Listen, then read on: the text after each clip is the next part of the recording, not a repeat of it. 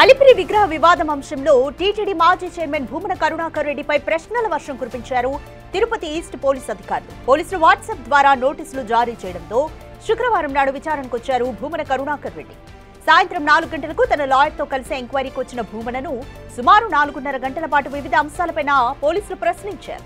విచారణ ప్రక్రియను మొత్తం వీడియో రికార్డింగ్ చేశారు. తిరుపతి అర్బన్ డీఎస్పీ భక్తవత్సలం సహా మరికొందరు అధికారులు భూమనకు వివిధ కోణాల్లో ప్రశ్నాస్త్రాలు సంధించారు.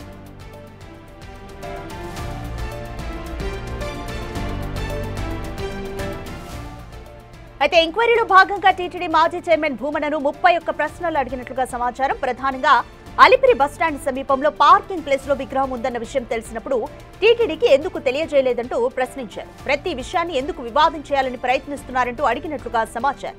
కొన్నింటికి సమాధానం చెప్పిన భూమన మరికొన్ని ప్రశ్నలకు మౌనంగా ఉండిపోయినట్లుగా తెలుస్తోంది.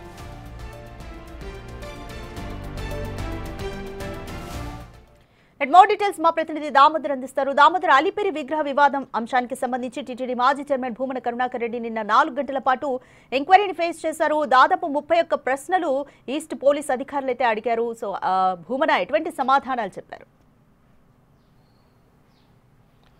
రాధిక, తిరుపతిలోని అలిపిరి లింక్ బస్టాండ్ సమీపంలో పార్కింగ్ ఏరియాలో ఉన్న విగ్రహం వివాదం పైన ఏదైతే సోషల్ మీడియాతో పాటు కొన్ని మీడియా సంస్థల్లో ఆయన ఇచ్చిన వార్తలపైన ఆయన మీద టీటీడీ కేసు నమోదు చేసిన నేపథ్యంలో నిన్న ఆయన విచారణకు ఈస్ట్ పోలీస్ సబ్ డివిజనల్ అధికారి భక్తవత్సలం ఎదుట హాజరయ్యారు. ఆయనతో పాటు ఏదైతే Alipiri CI Ramakishore, Alipiri SI station house officer అయిన అజిత ముగ్గురు కలిసి ఆయన్ని విచారించారు. ప్రతి ఒక్క అంశాన్ని వీడియో రికార్డింగ్ చేసినట్లు సమాచారం. మొత్తం మీద 31 ప్రశ్నలు ఆయన అడగగా ఆయన చాలా ప్రశ్నలకు మౌనంగా ఉన్నట్లు కూడా తెలుస్తుంది. మొత్తం మీద అయితే ఈ విగ్రహాన్ని వివాదం ఎందుకు చేయాల్సి వచ్చింది, మీరు ఒక హిందువుగా అదే విషయాన్ని టీటీడీ ఉన్నతాధికారులకు కానీ టీటీడీకి లేఖ ద్వారా కానీ తెలియజేసి ఆ విగ్రహాన్ని అక్కడి నుంచి తరలించాలని చెప్పచ్చు కదా అని అడిగినట్టు సమాచారం. అయితే తనకు టీటీడీ మీద నమ్మకం లేదంటూ కూడా ఆయన చెప్పుకొచ్చినట్టు తెలుస్తుంది. మొత్తం మీద అయితే ఆ విగ్రహం ఎన్ని రోజులుగా అక్కడ ఉందంటే తనకు తెలియదు, కేవలం తన అనుచరులు చెప్పడం వల్లే తాను అక్కడికి వెళ్ళి చూశాను. అక్కడికి వెళ్ళి చూసినప్పుడు అక్కడ ఉన్న పరిస్థితులు తనను కలిచివేశాయి, అందుకే తాను ఆ విషయాన్ని బయటికి చెప్పాల్సి వచ్చిందని కూడా చెప్పుకొచ్చాడు.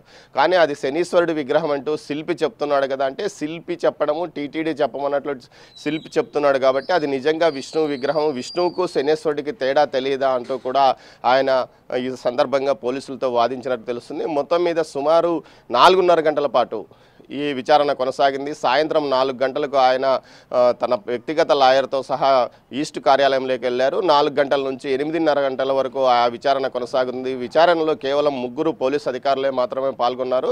ఈ విచారణ సందర్భంగా అక్కడున్న సిబ్బంది సెల్ ఫోన్స్తో సహా అన్ని స్వాధీనం చేసుకున్న డిఎస్పీ భక్తవత్సలం తర్వాత ఎవరిని లోపలికి అనుమతించకుండా తాము 3 మాత్రమే విచారణ చేశారు. ఈ సందర్భంగా కరుణాకర్ రెడ్డి కొంత ఇబ్బందిని కూడా ఎదుర్కొన్నట్లు సమాచారం. ముఖ్యంగా వివాదాలు సృష్టించి బ్రహ్మోత్సవాల సమయంలో ఏదైనా ఇబ్బంది కలగజేయాలా అన్న కోణంలో కూడా మీరు ఆలోచిస్తున్నారా, లేకపోతే ప్రతి టీటీడీ విషయాన్ని మీరు ఎందుకు ఇబ్బంది చేస్తున్నారు అన్న విషయాన్ని కూడా పోలీసులు ఆయన్ను ప్రశ్నించినట్టు తెలుస్తుంది. మొత్తం మీద గత ఏడాది కాలంగా ఏదైతే గోశాల ఇష్యూ నుంచి ఇప్పటి వరకు టీటీడీ ఇష్యూలో ఆయన మాట్లాడుతున్న వ్యవహారం కొంత టీటీడీకి ఇబ్బందికరంగా మారిందన్న విషయాలు అర్థమవుతున్నది. దీని తర్వాత బయటకు వచ్చిన ఆయన తన ఇంట్లో ఏర్పాటు చేసిన మీడియా సమావేశంలో ఏదైతే టీటీడీ చైర్మన్ బిఆర్ నాయుడును టార్గెట్ చేస్తూ విమర్శలు చేశారు. అంతేకాకుండా బిఆర్ నాయుడుకి ఏమీ రాజకీయంగా ఏమీ తెలియదు, అసలు తన ఆధ్యాత్మికంగా ఏమీ తెలియదు, తనతో చర్చకు సిద్ధమా అంటూ కూడా బహిరంగ సవాలు విసిరిన నేపథ్యం. మొత్తం మీద నిన్న విచారణ ముగిసింది. మరోసారి విచారణకు రావాలి, మీ సమాధానాలు సంతృప్తికరంగా లేకపోతే మరోసారి విచారణకు పిలుస్తామంటూ కూడా పోలీసులు ఆయన్ని చెప్పి పంపించినట్లు తెలుస్తోంది. రాధిక, థాంక్యూ దామోదర్.